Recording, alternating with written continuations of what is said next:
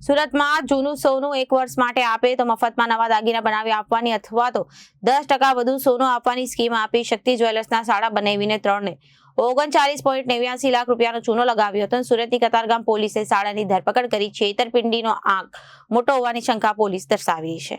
સુરતના કતારગામ પોલીસે આપેલી માહિતી પ્રમાણે વેડ રોડ અક્ષરદીપ સોસાયટીમાં રહેતા રણજીત માનસિંહ સોલંકી મૈદરપુરા હીરા બજારમાં દલાલી કરે છે.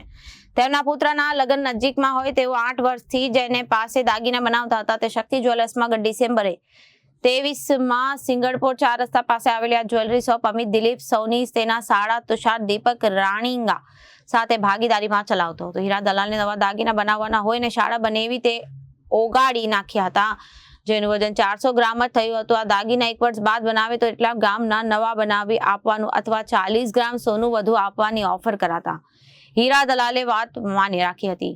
ફેબ્રુઆરી 2025માં લગ્ન હોય અને નવા દાગીના લેવા સોલંકી પરિવાર પહોંચતા સાડા બનેવી દુકાન બંધ કરીને ભાગી ગયાનું જાણવા મળ્યું હતું. પોતાના 28 લાખના દાગીના પડાવી લેનાર સાડા બનેવીને અઠવા લાઇન્સ હિમાંશુ સોસાયટીના રમેશ મોરડિયા પાસેથી 10.50 લાખની કિંમતનું 150 ગ્રામ સોનું અને કતારગામ રમણનગરના પ્રફુલ ગોયલના 1.36 લાખ રોકડા પડાવી લીધા.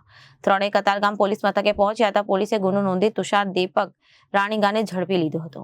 Bureau report Janadesh news.